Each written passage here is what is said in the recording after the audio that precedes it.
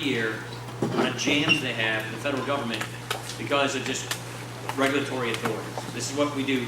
We do a lot of this. Number one, the Medicare system itself is going bankrupt. It's got a $37 trillion unfunded liability, and it's becoming even more bureaucratized, which will even slow down this stuff even more.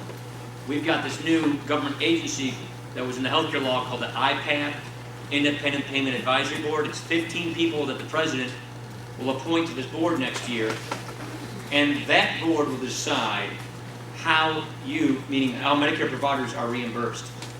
Congress won't have a say-so in it. And so, right now, Medicare is accountable to Congress. I'm on the committee that oversees Medicare, on the Ways and Means Committee.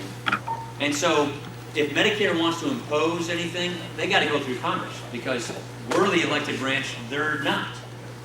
But the new law says not anymore. Medicare has this new board of 15 people who are unelected. They are given targets by the White House under the law on how much they have to cut to providers. It's about $500 billion right now, and the president just wanted to up it by twice that in his latest speech.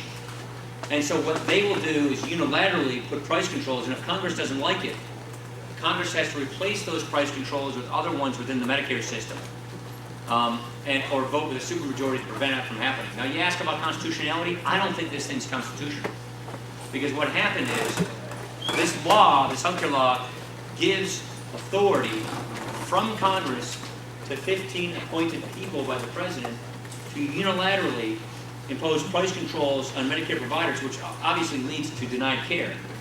And the price controls are to hit this target that is in the law that says how much you got to cut from Medicare. That applies to current seniors. So we're going in the wrong direction. We repealed that in our budget. We just get rid of the whole thing. I mean, that's Medicare. You should not be using political appointees to decide whether you can or cannot have something. That's your doctor and you. That's a very dangerous path. I think this law takes us down. The second thing is keep in touch with us so we can, we do tickle calls and tickle letters, we call them, to keep fire under them, to keep them moving to do that. So let's stay in touch on this. The other worry about your industry is there's a new medical device tax that is in the healthcare law, which imposes a tax on medical devices. And that is paid by whoever has medical devices, no matter how much money they make. And that, I worry, is putting the American medical device industry at a real competitive disadvantage. That's a pretty competitive industry. The Germans and the Swiss, they're really into medical devices. And I worry that this is putting us at a competitive disadvantage quite a bit. So I totally understand what you're saying. The private sector, you're just giving me one example of a regulatory regime that's making it hard for you to keep your business going. You name the business, the sector they're in, and you always have a similar story, which is this new federal regulation that's come through the pipe. I just don't know how to quantify it. It's slowing me down. I can't get a job. And so this is, to me, one of the chilling effects we have on job creation. Last word. Thank you very much for coming here today, Congressman. You did a fantastic job of putting together this roadmap for America several years ago. In fact, I think in Muskego you presented that a year and a half, 2 years ago. And one of the issues you raised in there with a solution was the import tax versus the export taxes, which would be a direct impact on our jobs here. Is there any action in the works now toward increasing the import taxes? So what Bill is talking about here is, as I mentioned, I've done tax reform bills. The roadmap bill I wrote has that 10-25% flat tax for individuals, and for businesses, it border adjusts our taxes. And what that means is, what I'm proposing is we do to our foreign competitors basically what they do to us. Most other industrialized countries have business tax systems that are border adjustable. What that means is, when they make something in their country and set it up for export, when Japan makes a Kubota tractor, those orange tractors, and send it overseas, they take the tax off of it.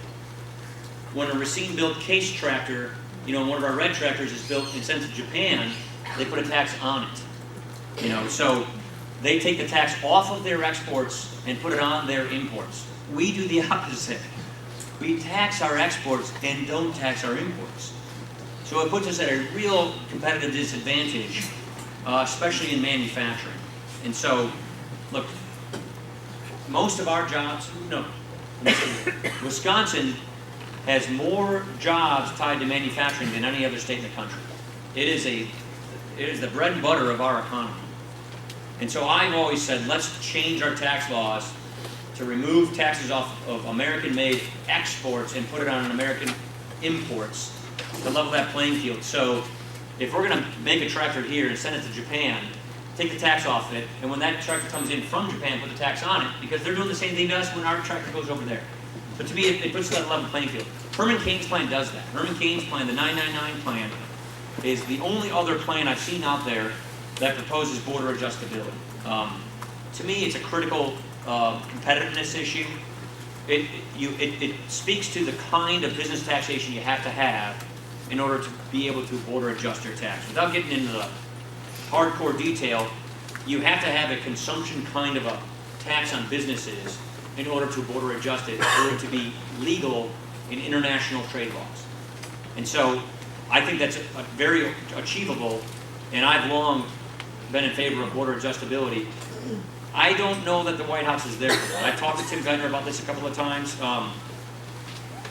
They seem to be open-minded to business tax reform, but on this particular issue, and I'm not trying to say, I don't know what their position is on this. We've had a hard time getting traction on that from some folks. So, look, thank you very much, everybody. I appreciate it. And,